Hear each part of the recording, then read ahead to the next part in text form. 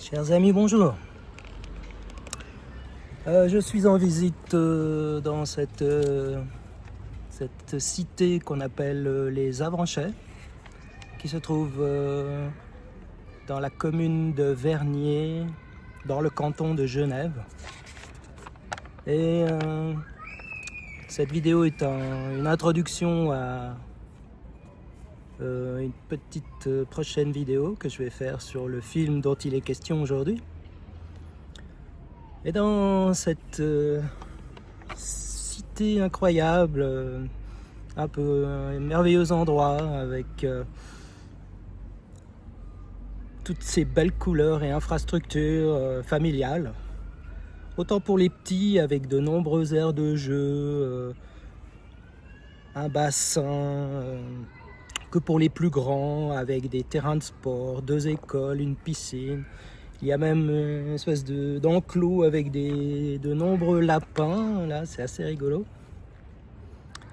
Et l'ensemble étant préservé des routes qui sont en dessous. Donc ce qui fait que la globalité de cet ensemble d'immeubles colorés demeure un endroit sécurisé et un formidable terrain de liesse aux vastes dimensions. Et nous sommes en Suisse, donc ces endroits qu'on dit populaires, même en Suisse, peuvent avoir une connotation parfois négative. Comme en ce moment, il y a des échauffourées à Lausanne. Mais d'après des échos que j'ai eus de la part de certains policiers que je connais, ils m'ont dit qu'ici, aux Avranchais, ça reste très très calme en réalité. Ça n'a rien à voir avec ce qui peut se passer dans d'autres pays en Europe qui défrayent parfois la chronique. En Angleterre, dans les pays nordiques ou même en Belgique ou en France. Imaginez qu'un loyer ici de 5 pièces, donc pour une famille, coûte 2850 francs suisses par mois. Et je dis bien 2850 francs suisses par mois. Donc, imaginez un peu d'arriver à sortir un loyer pareil, mensuel, dans cet endroit merveilleux. Donc par exemple plus de 2 fois le SMIC français. Donc ça vous donne une idée de la cherté extraordinaire de ce canton de Genève qui est un des plus chers de Suisse avec Zurich. Et donc cette vidéo est un avant-propos, une introduction car tout près des Avranchais, c'est le nom donc de ce lieu assez incroyable, se trouve un cinéma. Et nous sommes un peu avant 20h ce vendredi 5 septembre 2025. Et je m'apprête à aller à la toute première avant-première de ce Conjuring numéro 4, quatrième du nom, qui s'intitule L'heure du jugement en français et Last Rites en anglais. Donc ce quatrième Conjuring devrait être, si on en croit les rumeurs, le dernier de la série des films Conjuring. Alors on verra bien, on peut toutefois en douter. Si le succès ne se dément pas, il ne serait pas surprenant qu'un 5e opus soit un jour mis en route. Bon, on verra bien. Pour l'instant, il s'agit donc du numéro 4. C'est l'occasion pour moi de vous poser cette question: le diable existe-t-il ? Alors, si vous croyez au diable, si certains d'entre vous croient au diable, ce n'est pas une preuve de son existence. La même chose pour Dieu. C'est un élément de réponse que je développerai plus tard. Et j'ai déjà abordé un peu cette question dans d'autres précédentes vidéos. Donc pour mes plus fidèles, je tâcherai d'y répondre après le visionnage donc de ce quatrième Conjuring.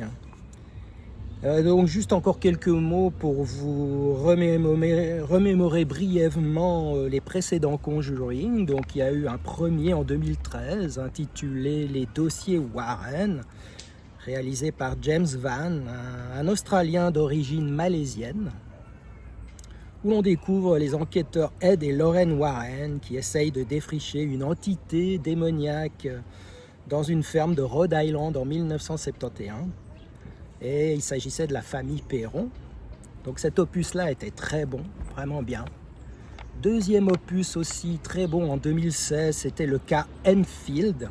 Donc cette fois, on se trouve dans la banlieue de Londres où nos deux enquêteurs se trouvent confrontés à Janet, une petite fille possédée par un démon. Bon, c'était un très bon opus aussi.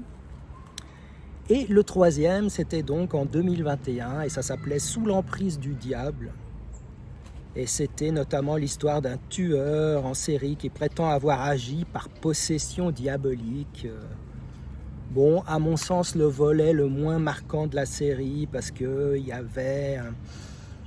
Alors il y a le côté artefact qui revient à divers moments, qui est un peu un élément récurrent dans cette série des Conjuring, mais bon, il y avait un côté superstition, moi, qui ne me plaisait pas trop dans ce troisième Conjuring. Voilà, donc c'est une intro, je vais aller voir ce quatrième Conjuring, et on se retrouve juste après. Voilà.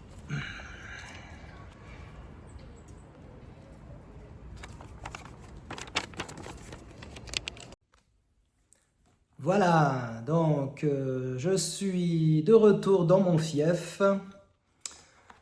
J'ai vu ce Conjuring quatrième du nom.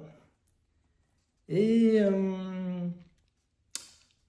je suis donc le lendemain de ma petite vidéo sur les Avanchets, où j'ai fait une petite introduction. Et je voulais d'abord faire une digression sur ce complexe de cinéma qui se trouve donc à côté de cette cité des Avanchets. Et vous avez d'abord la dimension que j'appellerais moi chips et popcorn.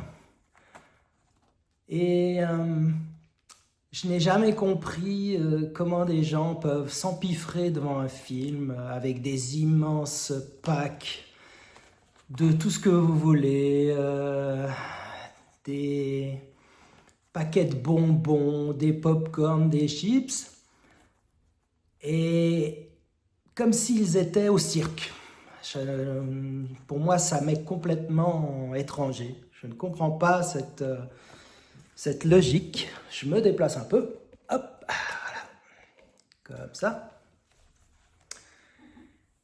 Et on ne peut pas s'immerger, se concentrer dans un film en mangeant.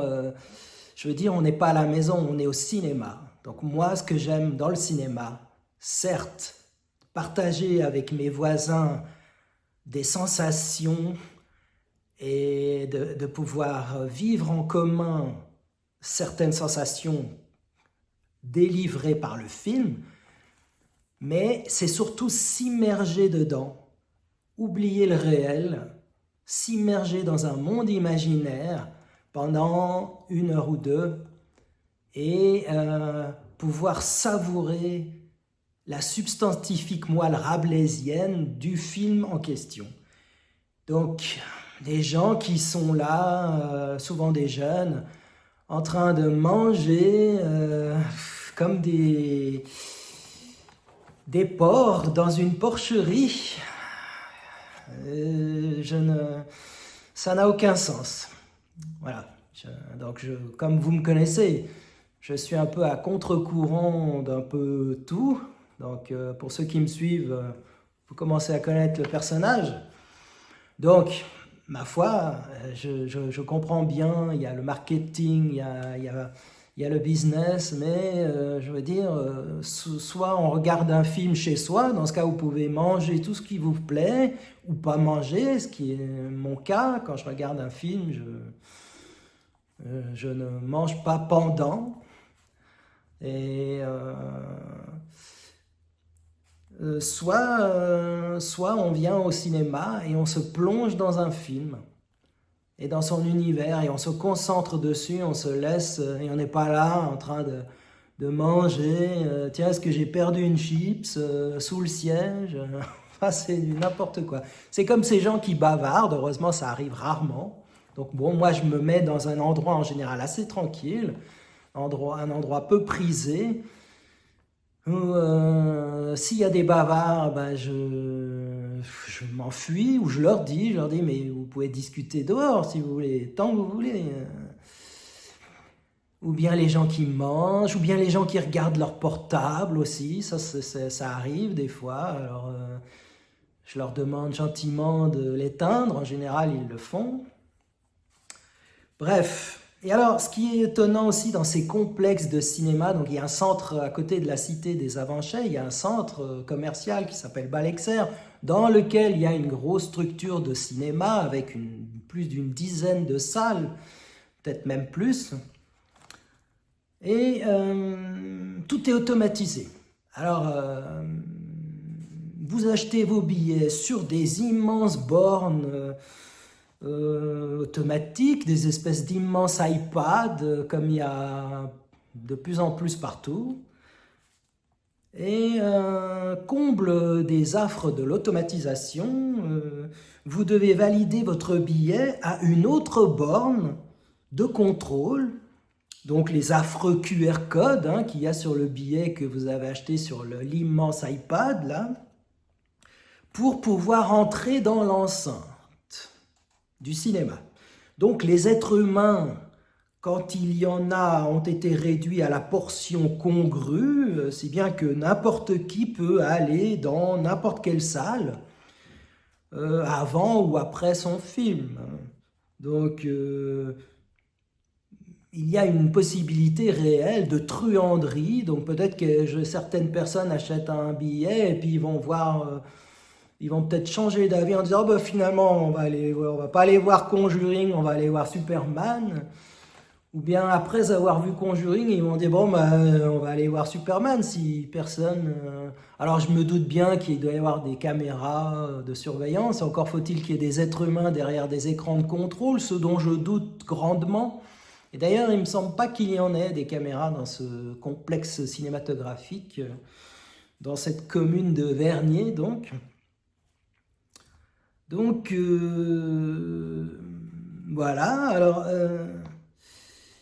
c'est assez stupéfiant. Donc, moi, il me semble que dans un passé pas si lointain, j'avais eu l'occasion de voir un film dans ce centre, et il y avait déjà un être humain à la caisse. Là c'est plus rare. Ensuite, il y avait un être humain qui vérifiait votre billet. Puis après, il y avait encore un autre être humain. Donc, ça avait 3 êtres humains. C'est impressionnant. Qui vérifiait à l'entrée de chaque salle si vous étiez bien détenteur d'un droit pour aller voir tel ou tel film. Voilà, alors tout ça est passé à la trappe. Presque à 100%, il y a encore des fois une personne dans une caisse, là, évidemment, on peut lui demander quelque chose. Par exemple, l'IMAX. Là, j'ai vu en IMAX, mais est-ce que j'ai pu demander à une de ces jeunes personnes, est-ce qu'il faut des lunettes? Ils m'ont dit non, parce qu'il y a le IMAX et le IMAX 3D. Voilà. Enfin bon, bref.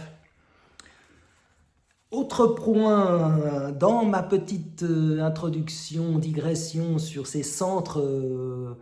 Donc, ces grands complexes de cinéma.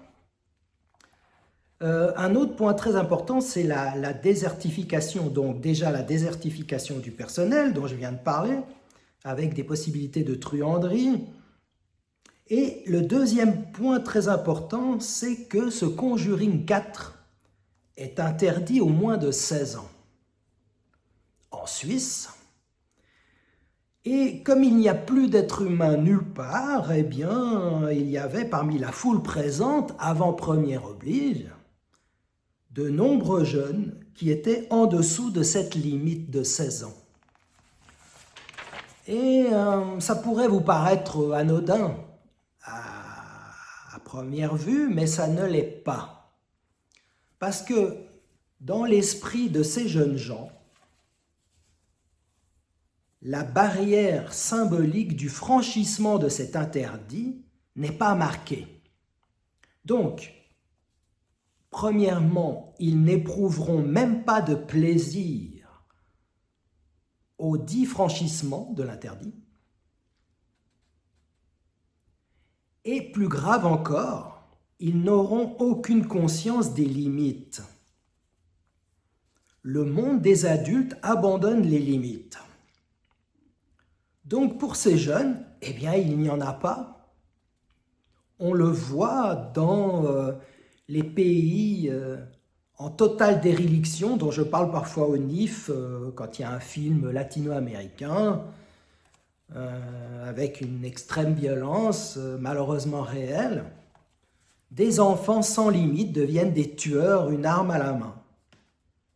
Donc, le monde des adultes, dans tous ses aspects, vient parasiter le monde des jeunes, les petits et les ados, et même les jeunes adultes.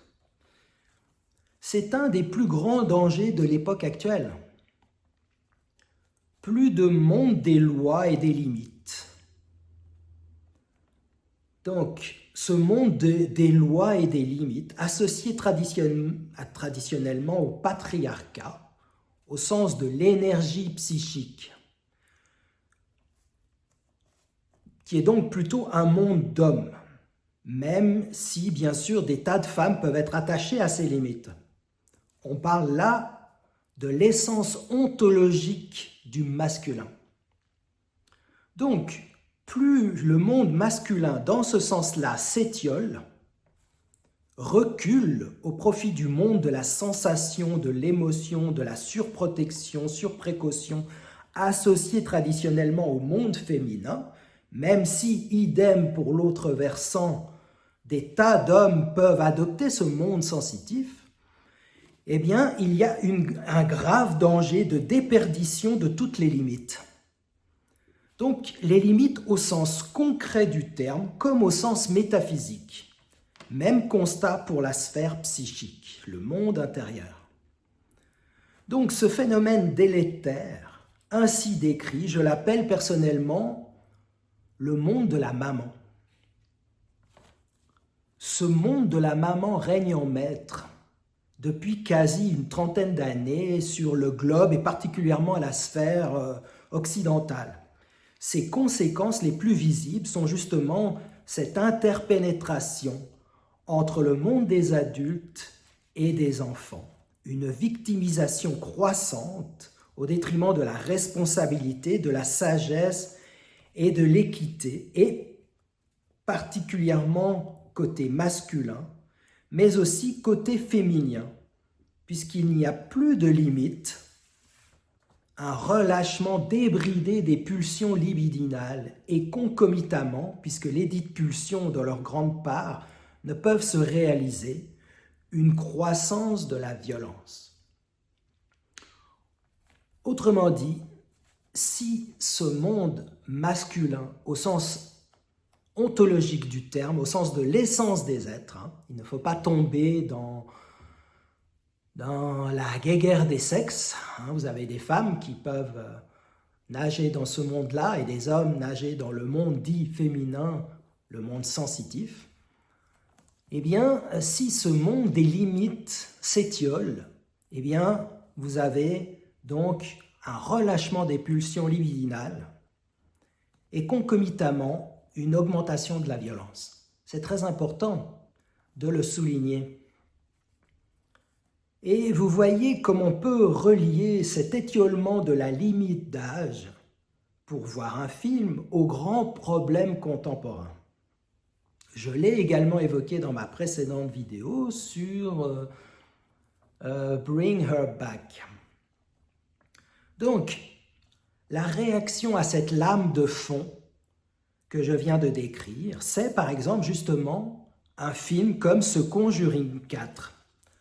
Un film axé sur le lien, la famille, le besoin de transcendance, la nécessité de rituels pour la grande masse des gens, d'où le sous-titre en anglais « Last Rites ». qui certes se traduit par les derniers sacrements, donc qui renvoie à des considérations théologiques catholiques, mais qui surtout, avant tout, s'entend au sens littéral du terme.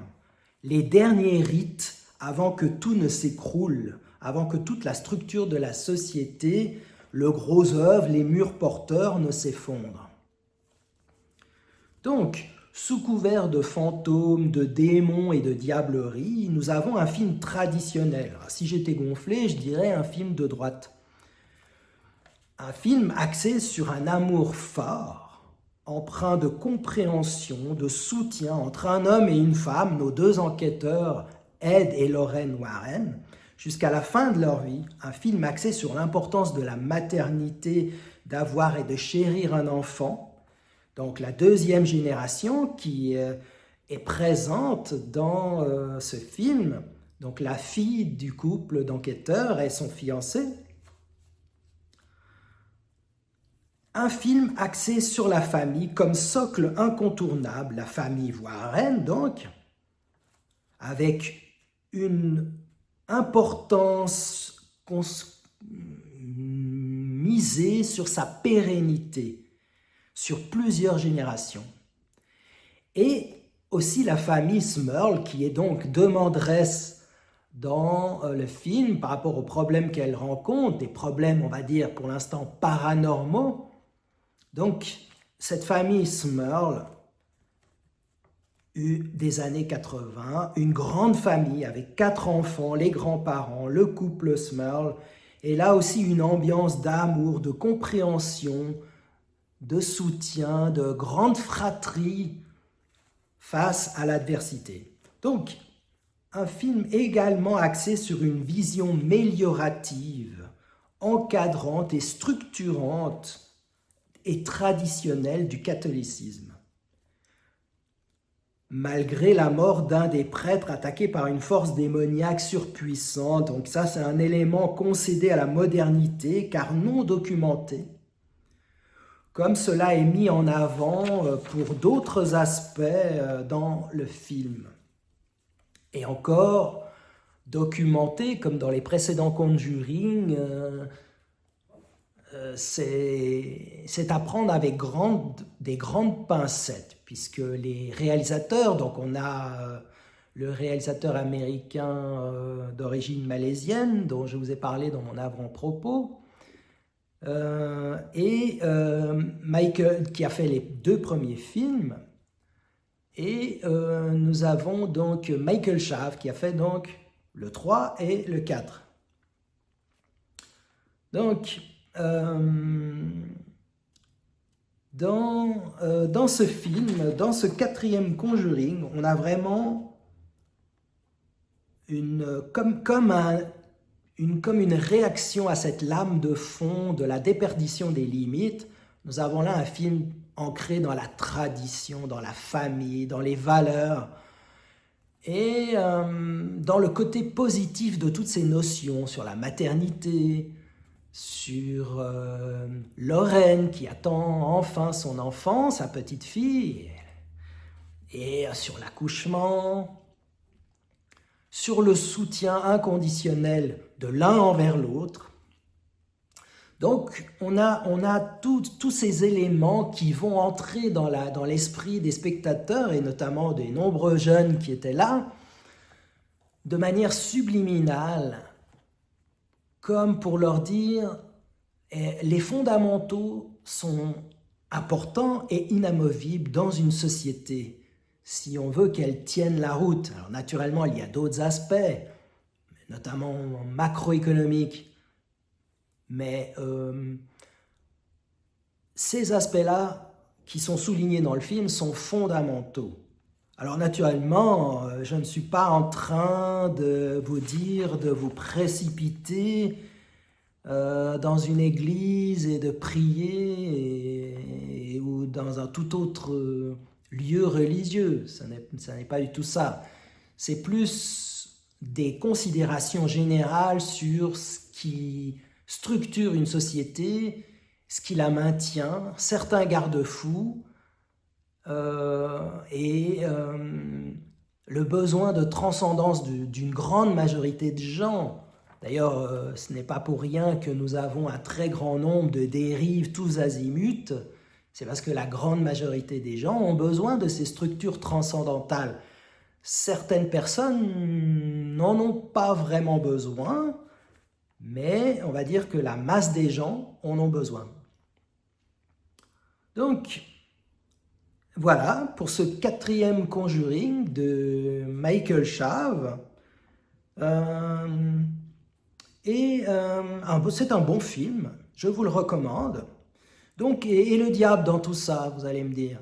Et les démons, et les fantômes.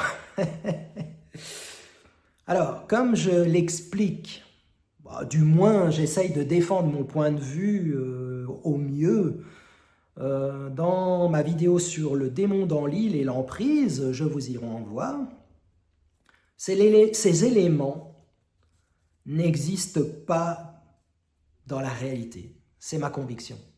Donc les fantômes qui susurrent à 3 heures du matin et vous appellent, ça n'existe que dans les films.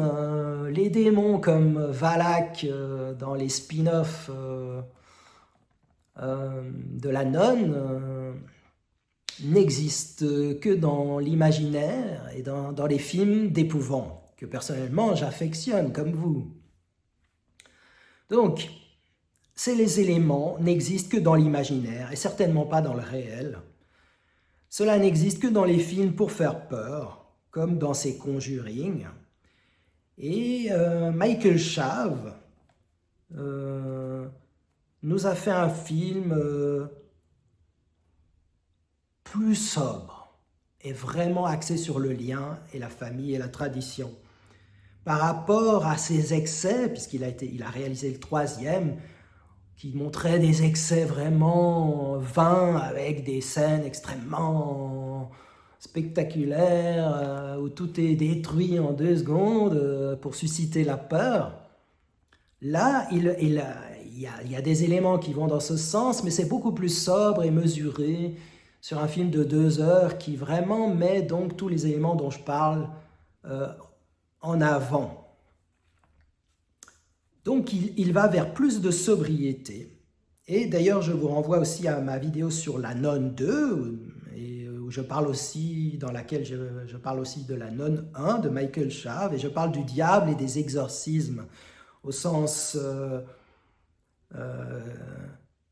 des films. Tous les films sur les exorcismes, il y en a des tas, et au sens du rituel religieux.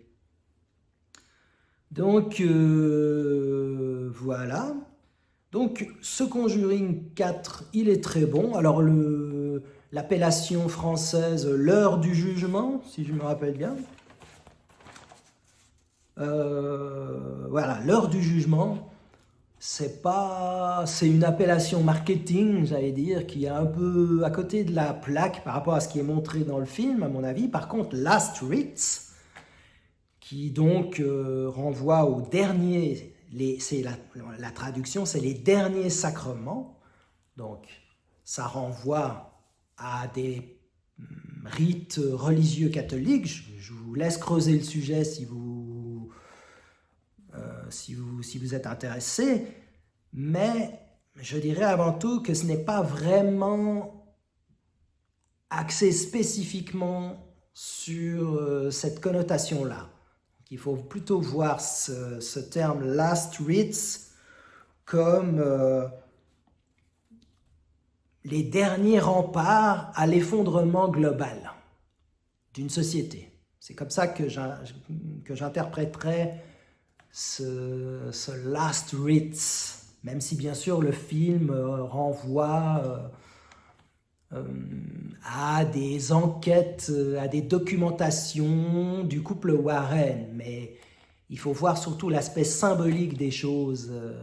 Et ces films fantastiques, ces films d'horreur, donc les 2 premiers films de James Van, qui sont très bons, et les 2 suivants de Michael Shave.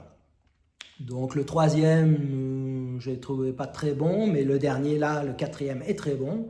Donc tous ces films-là, comme souvent dans les vidéos que j'essaye de produire, nous montre des questionnements, des métaphores et des allégories très intéressantes. Et le diable, le démon, les fantômes, ce sont comme des points rouges, si vous voulez, comme des signaux d'alerte. Au sens allégorique et métaphorique du terme, il faut les voir et les comprendre de cette manière dans ces films. Ce sont des signaux allégoriques pour dire attention, il y a un risque d'effondrement d'une société, il y a des risques de destruction et d'annihilation comme il est montré dans le film pour faire peur. Et moi j'aime bien aussi cet aspect-là, c'est intéressant sur la forme. Et sur le fond, eh bien, il faut réfléchir à tous ces aspects. C'est ce que Michael Chave a très bien fait dans ce Conjuring 4e du nom, Last Rites, que je vous conseille de voir. Voilà, merci.